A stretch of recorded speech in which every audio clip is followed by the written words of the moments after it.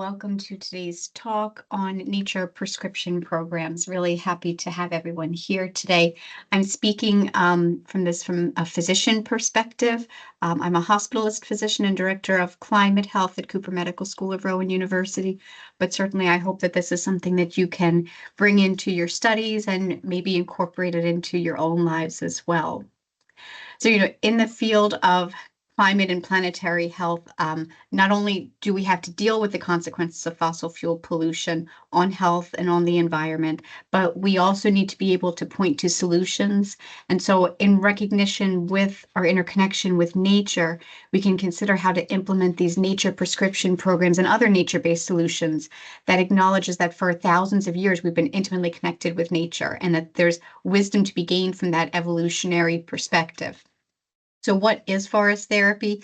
Obviously, it goes back thousands and thousands of years, but more recently, it's come out of the Japanese Ministry of Agriculture, this Shinrin-yoku forest bathing, which has gained immensely in popularity. And it can be things like walking, sitting, even just viewing forests, but really with the goal, it's not going on an intensive hike where you're breaking a sweat. It's really meant to be more focused on the inward nature of things and focused on your well-being.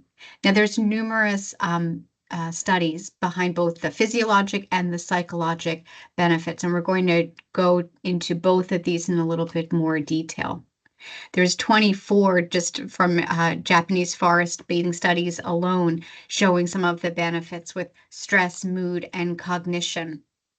So some of the key benefits in terms of stress reduction, it's been shown to lower salivary and serum or blood cortisol levels, and cortisol is a stress hormone. Similarly, there have been studies looking at urinary epinephrine and norepinephrine.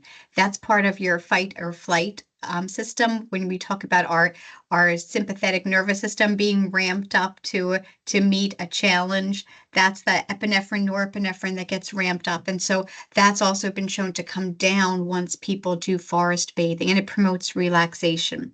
There are a slew of studies looking at cardiovascular health with reducing blood pressure and heart rate. It even affects immune function. So it boosts natural killer cell activity and number even. These are a type of lymphocytes that they serve a variety of functions, but they can destroy infected cells and abnormal cells in the body. And if there's viral infections, they can target those cells as well, even without destroying the entire cell.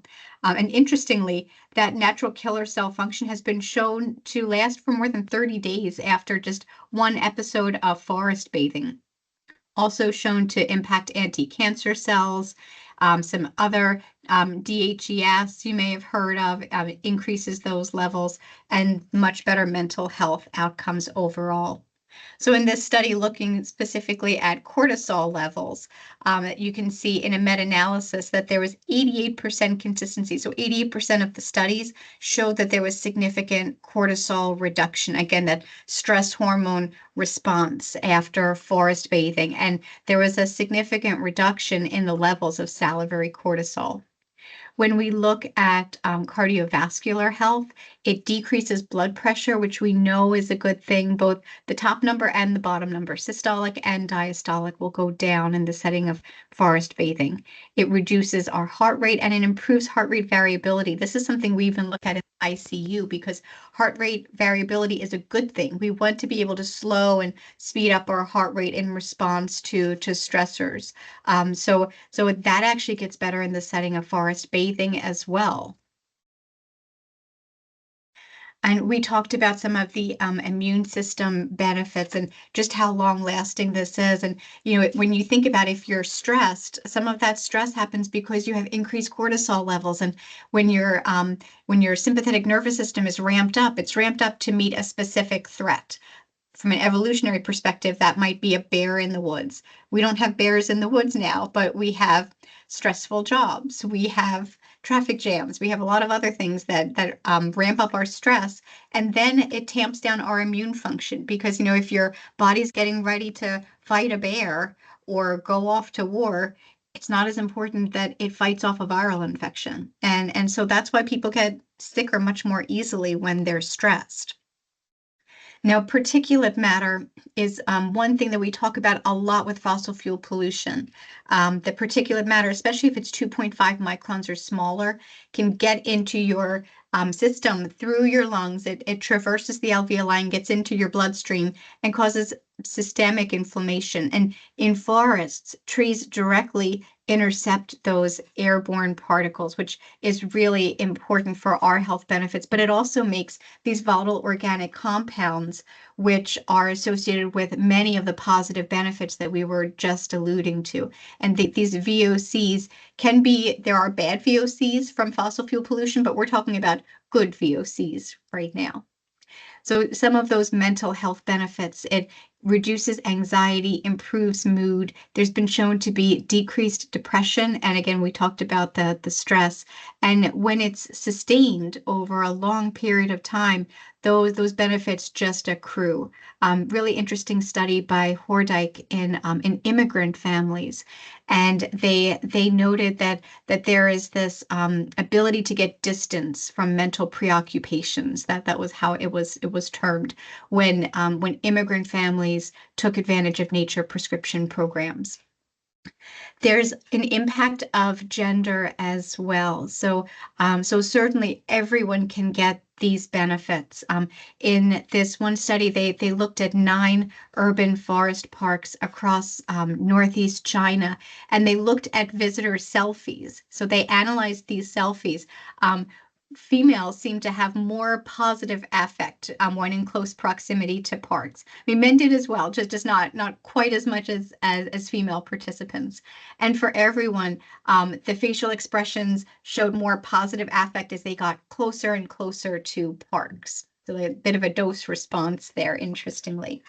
Some of the cognitive function is also really important. If you think about studying for a test or trying to deal with a particularly difficult project at work, just being inside of the 4 corners of an office or a classroom, might not be the best thing. You might have to actually go out into nature and experience a different environment to help to replenish some of those depleted cognitive resources.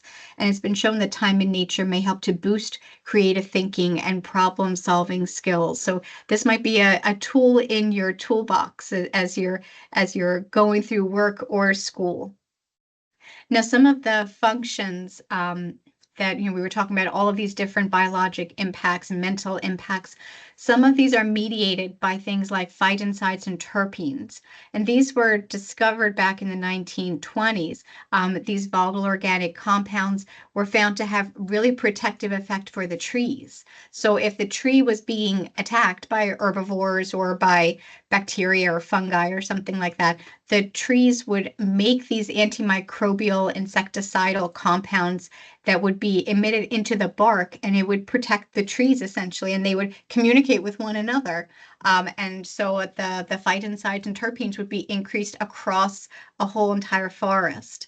And so when we talk about things like essential oils, that's largely what we're talking about, because evergreens like cedars, spruces, pines have a high concentration of phytoncides. And, when we're smelling a Christmas tree, that's what we're smelling. Same thing like in lavender. Lavender also has high levels. And so, we know the beneficial effect that lavender has on people. So a lot of these phytoncides have been shown to have all of those beneficial effects, like improving immune system, having an anti-inflammatory response, helping people to relax and reduce stress, and even having an effect on sleep. The phytoncides have an alpha pinene in particular, have been shown to enhance sleep. And it's even been associated with decreased blood sugar levels. And we certainly know the epidemic of diabetes is difficult for many of our patients. Some of the impacts include antimicrobial effects. So we said it protects the tree, but it could also potentially be a benefit for us. And these antimicrobial effects have even been shown on antibiotic-resistant bacterial strains. It can have an antitussive effect, so it decreases cough. And it also can add to bronchodilation. So that's what we want if someone's having an asthma attack because they have bronchoconstriction. And it has antispasmodic activity, both in the respiratory tree, but also on the intestine. So, sometimes people will have nausea and it's related to spasms of the GI tract, and that can be a benefit of these. There's an antioxidant effect and antinociceptive, so it has some pain-killing ability, and anti-inflammatory as well. And then even if you don't smell it, even if it's non-olfactory mediated, there are these other psychological benefits that can be accrued. And they've done these studies by having people particularly not be able to smell them, but just interact with them. And there's been benefits for quality of life, quality of sleep, cognitive performance, all of these really remarkable things that we want for our patients. Now, there are thousands of phytoncides. I don't show this graphic for you to memorize it, but there are many, many phytoncides and terpenes. And this is just a list of a couple of them. And so you can see, the potential to have pharmacologic options and potential therapeutic targets from some of these substances that are found in nature. And in fact, about 60% of the medications that we use now are either primarily or secondarily derived from plants. And we've only studied about 5 to 15% of all terrestrial plants. So there's still enormous biopotential out there for new pharmaceutical targets. And so, certainly biodiversity should be preserved for reasons intrinsic to biodiversity itself, but there is a secondary benefit to humanity as well if you think about the medications that could potentially be gleaned from it.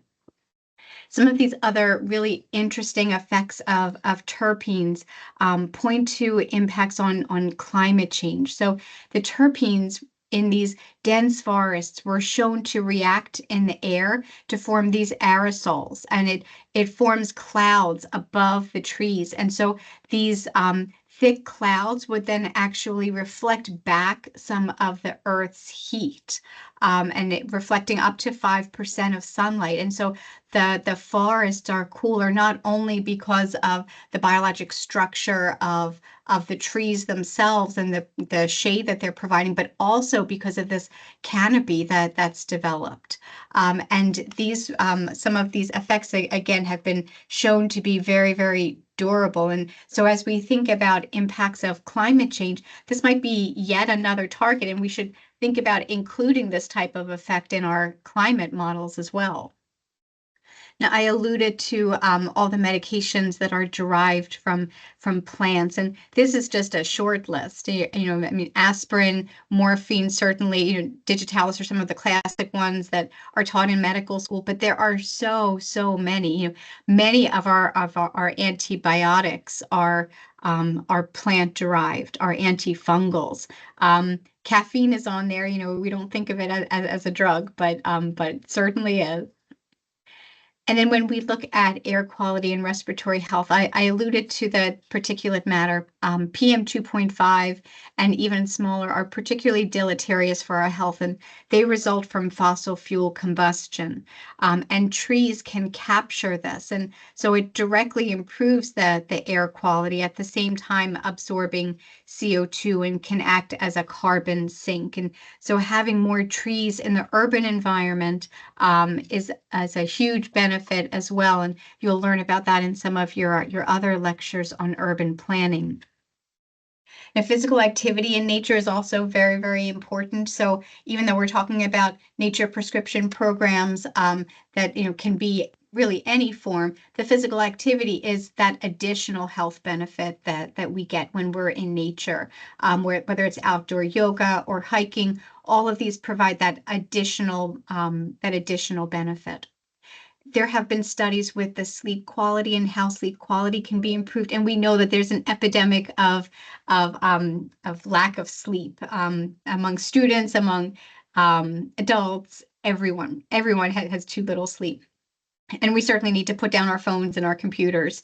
But in addition, phytoncides like alpha pinene can really help lower stress levels and also contribute to more restorative sleep and improve that sleep quality. And interestingly, they're modulators of one of the GABA receptors. It's a benzodiazepine type receptor in our brain. And so this is another potential positive impact of these substances. Social connection and community building. Nature is a place for a lot of us to get together and convene. We can certainly do these on our own, but there's additional benefit doing them in community. And these shared activities may be community gardening, maybe nature conservation projects. They have an additional benefit of connecting with others.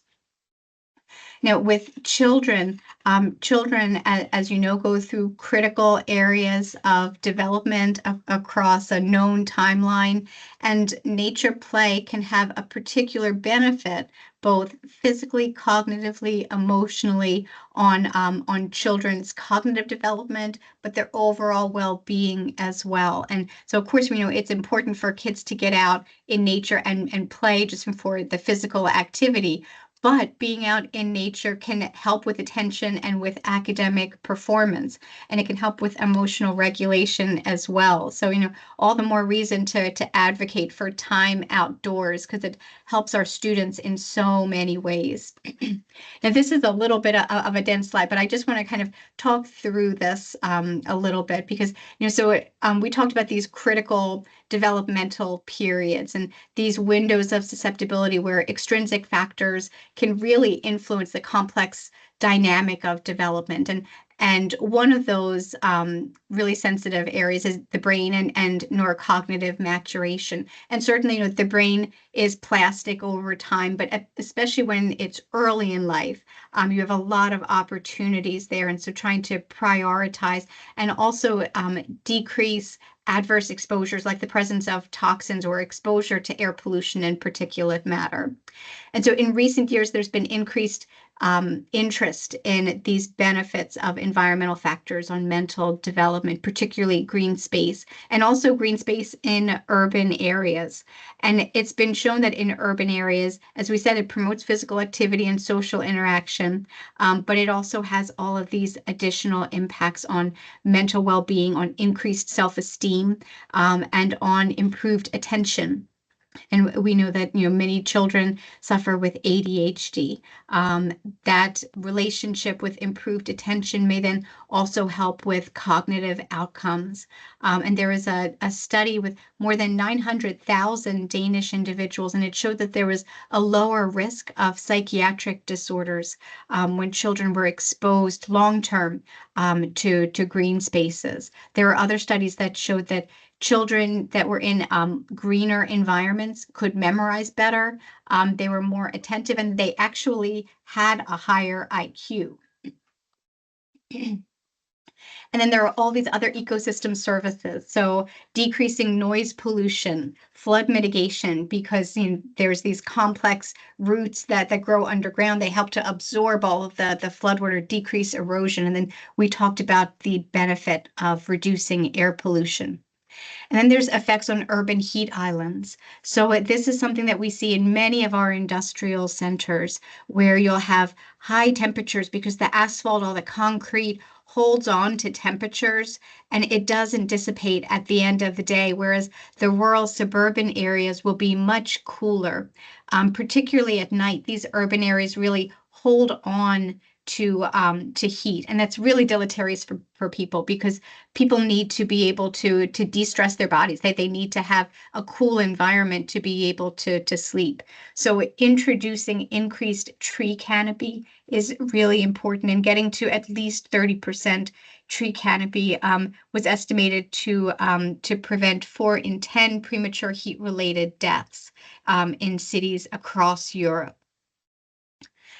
We alluded to some of these specific health benefits. I just want to highlight again the depression, anxiety, and ADHD and the chronic pain because we see this in children and adults.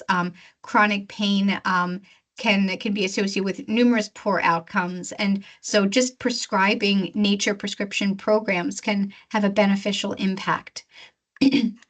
And so obviously physicians can't do this on our own. We can write a script for a park, but if there are no parks around, then it doesn't help. So working with urban planners and creating that really thoughtful use of green space in the urban environment is key to be able to sustain these benefits, and creating things like even rooftop gardens and pocket parks, these like little tiny microforests. If you only have a small plot of land, even just that dense packing in of trees can result in health benefits for humans and certainly for the non-human world as well. Now, in our hospital and in many others, we have healing gardens. This, it's a small area, but it's very impactful for our patients and also for our families. People need a place to go that's not in the very technological and austere environment of the hospital. They need some place that's safe where they can breathe. And so healing gardens really serve that purpose for so many. There's been some really interesting research out of the University of Pennsylvania showing how greening these urban landscapes, especially more destitute areas, can decrease gun violence and crime. And this is a low-cost intervention that has had profound impacts. You can see decreased fear reduction, 30% decrease in gun violence. And this it didn't just get pushed out to another neighborhood. It actually went away, such that there was 13% decreased crime all across the city of Philadelphia, not just in the areas of the greening, and of course, increased use of outdoor space with these type of interventions. And some of it, involved removing trash and debris, planting trees. It does, involve some maintenance, but this is also an area where a community can get involved. And it's generally a very, very low cost intervention, especially when you think about the huge societal and financial costs with gun violence on a community. So nature prescriptions in healthcare, this is something that many of us, whether physicians or advanced practice providers, can think about integrating into our practice, whether in the inpatient or the outpatient setting, and really encouraging our patients to engage in this in the long term, and following up and making sure that they're able to do this. What are the barriers? Are they able to keep it up into the future? We want to make sure that all the green spaces are proximal to our patients, and even if they're not within walking distance yet, advocating for those changes through urban planning and urban design, and mapping out how we can get patients safely to a green space, whether it's through public transportation or otherwise, and being very inclusive as we approach this, and making sure that we're designing these type of nature prescription programs for everyone, not just the affluent who are already in the suburbs, but people who really need it most. So technology and nature connection, it's not quite the same thing if you have a headset on, although I will say there have been some really interesting studies where you just show people images of nature, and they've gotten some of the benefits, some of the relaxation, some of the physiologic benefits. Even listening to birds or water playing, all of that can certainly help with relaxation. Not quite the same as actually getting out into nature, but still a good surrogate for those people who aren't able to get out. We should try to be integrating nature into our indoor environment as well, because biophilia or biophilic design principles can be incorporated pretty much anywhere. It involves the views of nature, but also bringing plants indoors and enhancing natural light. All of these are really important to our mood and cognition. And then there are other nature-based therapies as well, thinking about gardening and planting, where I take care of patients in Camden, New Jersey. We've had a lot of focus on urban agriculture and growing tomatoes and lettuce and kale and all of these other things that can be consumed by residents in our neighborhood. Even thinking about animal-assisted therapy, pet therapy is wonderful, and we may be able to incorporate pet therapy with nature-based therapy and get even more benefits. The sensory engagement with nature, we just have to remember that it's not just walking or smelling it. It really is a complete holistic experience. Certainly, again, technology can help with some of that, but maybe not with the totality of what nature is. And again, the nature and creativity piece. So, getting into that holistic environment helps with divergent thinking, problem solving, and can be a source of inspiration, not just for art, but for all of the work that we do every day. With pain management, we talked about some of the anti-nociceptive effects from the phytoncides and terpenes. Decreasing stress in and of itself can indirectly reduce pain. People who undergo relaxation techniques will often have a decreased experience of pain because our anxiety really mitigates a lot of our perception of pain.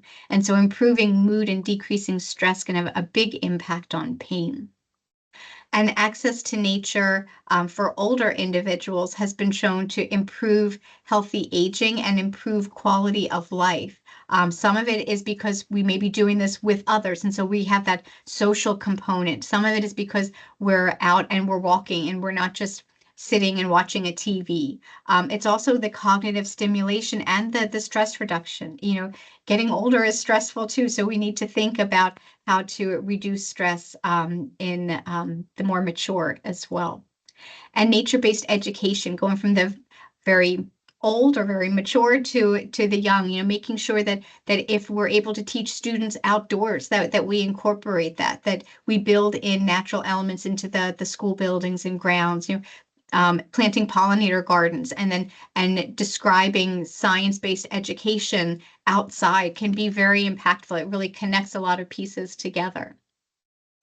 And then just thinking about this whole adaptive strategy to nature and stress resilience. So we want to try to mitigate any acute stress impacts, but also think about emotional regulation, cognitive restoration, physiologic adaptations that our body can respond to stressors, and then ultimately long-term resilience.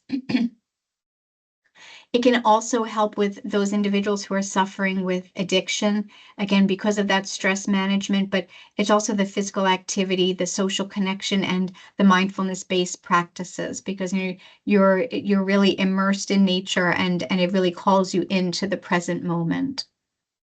And we spoke already about some of the immune function. The biodiversity hypothesis kind of comes into play here as well. So, those individuals who are in a hyper sterile environment have been shown to have more allergies. And it's the thought is that if you're not exposed to biodiversity and essentially like dirt and microbes early on, that your body isn't going to be able to handle those immune-related disorders quite as well. So the biodiversity hypothesis postulates that there's a benefit to our allergenic response getting out into nature as well. The blood pressure reduction, it can be 3 to 6%, which might not sound like a lot, but sometimes that's the same impact you see from starting on a medication. So it can have a big impact. We see heart rate decreases, and again, that heart rate variability. With the sleep and nature quality, we talked about the alpha linolene, but also the light exposure can help to regulate our circadian rhythm. If you're exposed to just fluorescent lights all day long, that's not necessarily going to help your circadian rhythm very well. The stress reduction and again the physical activity helps with better sleep. With children's cognitive development, really enriching their early childhood with these sensory rich experiences and incorporating that throughout preschool and kindergarten, throughout their grammar school into high school, and really making sure that this is an integral component of their learning and that children see this as an outlet, as a venue for problem solving and creativity. And so they see that there's intrinsic worth to this. And social cohesion. So we were talking about this with our in our urban environments, having these community gardens bring people together that might not otherwise see each other. And it's around a good activity. You're doing something, providing food for your neighbors. It's also outdoor recreation. So, you're getting some exercise while you're doing it, and just volunteering, spending time on something that's not self-focused but on other focused, has a lot of benefits. The respiratory health, we talked about some of that air filtration from PM 2.5, and forest air has been shown to actually improve respiratory parameters. Some of it is because it absorbs particulate matter, and some of it may also be from this bronchodilatory effect of the phytoncides. There may, again, also be that antimicrobial impact from phytoncides. Pain management, again, the physical activity and mood improvement have been demonstrated time and time again. And this is just an example, maybe a little over the top, but certainly we want to try to incorporate biophilic design whenever we can. In medicine, we can also think about using this in terms of rehabilitation. So once people are discharged from the hospital, we send them over to rehabilitation programs, and so this can be incorporated in rehabilitation as well. It also helps with empathy, social skills, and emotional regulation. With prenatal health, there's additional benefits: stress reduction, birth outcomes, and cardiovascular health. And I alluded previously to the impact on older adults. So I will stop there for our talk. I am certainly happy to take any questions offline. Again, my name is Elizabeth Cerceo, and I'm at Cooper Medical School of Rowan University, and I really appreciate all of you joining today. Thank you so much.